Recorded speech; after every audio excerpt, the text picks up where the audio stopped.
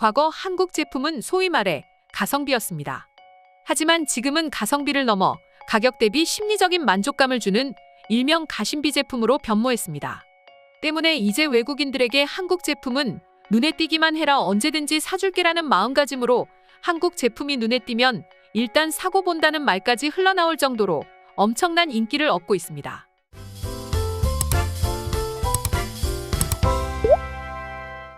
심지어 최근 있었던 신라면 소동이 오히려 노이즈 마케팅이 되어 더욱 잘 팔리게 되는 사건이 있었는데요. 간략하게 살펴보면 지난 1월 대만 언론 등에 따르면 한국 라면 제품의 유해물질 검출을 이유로 검사에 착수했고 태국의 식품의약청은 소비자 안전을 위해서 농심 신라면 블랙 두부김치맛 사발 일부 제품의 유통을 중단시켰습니다. 하지만 실제로는 인체에 미치는 위해성이 우려할 수준이 아니고 미약한 수준이라고 학계는 입을 모아 말했습니다. 그리고 대만이 한국에 과도한 잣대를 들이대 급성장하는 한국 라면 시장을 견제하는 것 같다는 지적도 함께 제기됐습니다. 그러나 이것이 한국 라면은 오히려 안전하다는 것이 확증이 돼버렸고 전 세계적으로 한국 라면은 안전하게 먹을 수 있는 라면으로 인기를 끌었습니다. 실제로 대만, 태국을 제외한 동남아 일대의 대형마트에서 한국 라면은 불티나게 팔리고 있는 상황이죠. 그런데 이뿐만일까요? 이제는 한국의 전문 분야가 아니었던 제품까지도 일단 내놓기만 해라는 식으로 싹쓸이 해가는 현상이 벌어지고 있다고 합니다. 오리온이 베트남과 러시아 등의 해외 법인 매출 호조에 힘입어 지난해 사상 최대 실적을 냈다고 합니다. 특히 베트남에서는 오리온 젤리가 전 세계적으로 가장 큰 인기를 얻고 있고 절대 넘을 수 없을 것 같은 벽으로 느껴졌던 하리보를 누르고 동네 슈퍼를 장악해버렸다고 하는데요. 또한 한국의 쌀과자는 이제 베트남의 제사상에도 올라가는 특별식이 되었습니다.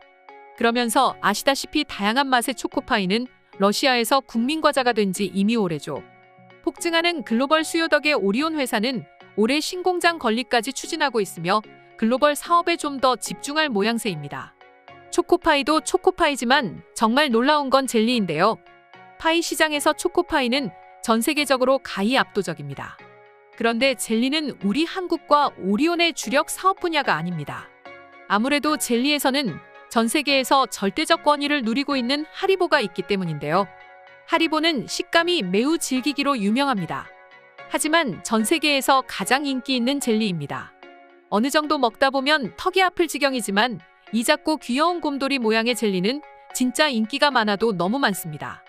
특히 하리보는 마니아층이 두텁기로 소문이 자자한데 한국에서도 젤리를 고를 때 하리보 아니면 절대 안 먹는다는 사람들까지 있습니다. 베트남이라고 다를까요? 그런데 이런 하리보가 독차지하고 있는 젤리 시장을 우리 한국이 스물스물 비집고 들어가고 있습니다. 오리온에 따르면 베트남 법인에서 판매 중인 젤리붐 젤리는 지난해 매출 98억 원을 올렸다고 합니다.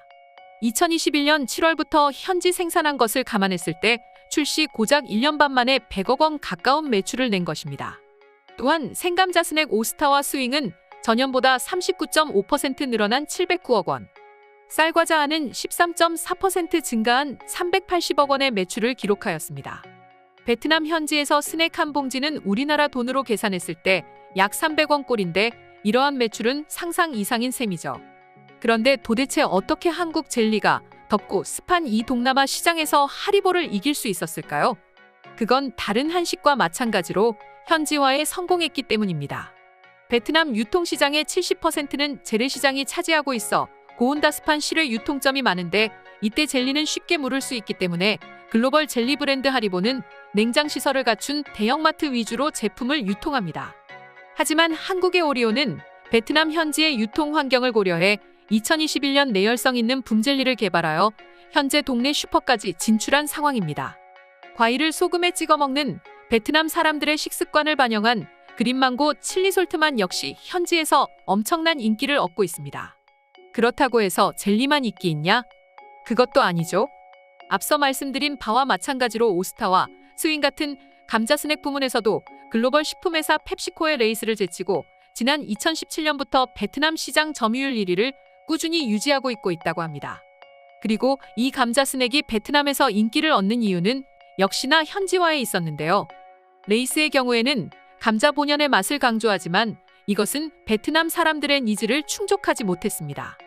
반면에 우리 한국 과자들은 베트남 사람들이 좋아하는 볶은 고추장 맛이라든지 김맛, 에그요크 맛 등을 내놓으면서 시장을 완전히 장악할 수 있었다는 게 주요 평가입니다. 또한 2019년 출시된 쌀과자 안의 경우 우리나라 제품과 다르게 불투명한 포장지로 감싸 고온에서도 내용물이 전혀 변질되지 않는 특징을 가지고 있죠. 베트남에서 2017년부터 5년 동안 주재원으로 근무한 오리온 글로벌 연구소 책임 연구원에 따르면 베트남 사람들은 대부분 오토바이를 타고 재래시장을 누비다가 단골 슈퍼에서 익숙한 제품을 구입한다면서 연구소에서 제품을 개발하자마자 오리온의 영업사원들은 동네 슈퍼 주인에게 달려가 신제품에 대한 피드백을 듣는다고 전했습니다. 이처럼 한국의 강점은 역시나 현지화죠. 최근 이슈가 되고 있는 대한민국 방산 분야 또한 이 현지화를 통해서 전 세계 많은 이들의 이목을 사로잡고 있는데요. 물론 실패의 쓴맛을 봤기 때문에 이러한 기발한 아이디어가 생겨날 수 있었습니다. 오리온이 베트남에서 내놓은 모든 제품이 성공한 것은 아니죠. 특히 한국에서 인기 있는 과자 중 하나인 오감자가 베트남에서는 고배를 마셨습니다. 또한 한국뿐만 아니라 오감자는 중국에서 상당한 인기를 끌었는데요. 이에 힘입어 오감자를 베트남에 출시했는데 전혀 반응을 얻지 못했습니다.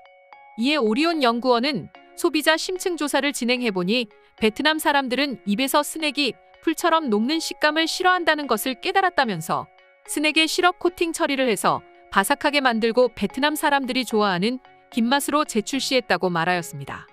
그리고 완벽히 적중했습니다. 이렇게 현지화가 글로벌 사업 성공과 직결되다 보니 한국 회사들은 제품 현지화에 힘을 쏟고 있습니다. 특히 오리온은 작년 7월 한국연구소에 글로벌 스낵 개발팀을 창설했고 이 팀이 글로벌 제품의 플랫폼 역할을 하도록 지원하고 있습니다. 그러면서도 제품의 90%는 한국에서 만들고 10%는 현지 사정에 맞게 맛과 식감 등을 조절하는 구조로 흘러가고 있습니다. 이에 힘입어 금융감독원에 따르면 오리온의 지난해 매출은 2조 8,732억 원, 영업이익은 4,667억 원으로 전년 대비 매출이 무려 21.9% 증가했고 영업이익은 25.1%나 증가했습니다. 초대박 경사가 아닐 수 없습니다. 그리고 물 들어올 때 노저어라고 했던가요? 이렇게 늘어나는 수요에 맞춰 현지 공장도 증설할 계획이라고 합니다. 특히 오리온은 작년 12월 기준 베트남 공장 가동률은 100%도 아니고 무려 118%에 달한다고 합니다. 하노이와 호치민에 이어 제3공장을 베트남 남부에 건립할 예정이라죠. 이처럼 현재 잘 만든 한국 과자 제품 하나가 베트남인들의 입맛을 사로잡고 절대 넘을 수 없을 것 같던 글로벌 브랜드들의 아성을 무너뜨리고 있습니다. 이 때문에 수많은 해외 네티즌들은 이제 한국은 반도체 왕좌를 내려놓더라도 괜찮지 않을까 하는 반응까지 흘러나오고 있다는데요. 그럼 지금부터 이와 관련해 해외 네티즌들의 다양한 반응 한번 살펴보도록 하겠습니다. 한 번은 초코파이를 먹어본 적이 있는데 내가 지금까지 먹었던 것과는 완전히 다른 맛이었어. 식감은 빵 같은데 그 안에 마시멜로가 있어 초코맛에 마시멜로의 달콤함까지 더해져 내 입맛을 저격해버렸어. 그런데 한국에는 이런 과자가 초코파이 말고도 더 있다지? 한국에서도 초코파이가 차지하는 비중은 꽤 크다지만 몽쉘이나 OS 같은 다른 대안도 있다고 하더라고. 심지어 호불호가 갈려서 사람들은 초코파이파와 몽쉘파 그리고 OS파로 나뉜다고 하던걸. 미국이나 독일보다 오히려 한국이 과자의 왕국은 아닐까 싶어요. 한국에는 다양한 과자가 있고 사람들은 그 과자에 중독되어 버렸습니다. 때문에 한국 사람들은 외국 과자를 굳이 비싼 돈을 주고 사 먹을 필요가 없다죠. 한국 과자가 마음에 들지 않는 점은 딱 하나야. 난 지금 한국에 거주하고 있는데 이곳에 판매하는 과자들은 도대체 뭐가 주인지 모르겠어. 질소를 판매하는 건지 과자를 판매하는 건지 전혀 모르겠다고. 한국이 이제는 젤리까지 잘 만든다니 이건 참 놀라운 일이 아닐 수 없네요. 얼마 전에 쌀과자를 먹어봤는데 정말 맛있더라고요. 그런데 내가 알기로 한국의 이 쌀과자는 이름만 바꾼 다른 나라 과자라는 것 같던데요. 한국 과자 중에서 가장 맛있는 건 역시나 포카칩이 아닐까? 이 밖에도 한국은 감자칩을 정말로 잘 만드는 것 같더라. 하리보는 가끔 먹다 보면 턱이 아파서 중도에 포기하고 싶은 생각이 들 때가 있는데 한국 젤리는 씹으면 부드러운 식감 때문에 너무 좋더라고. 마치 매시멜로 같다랄까?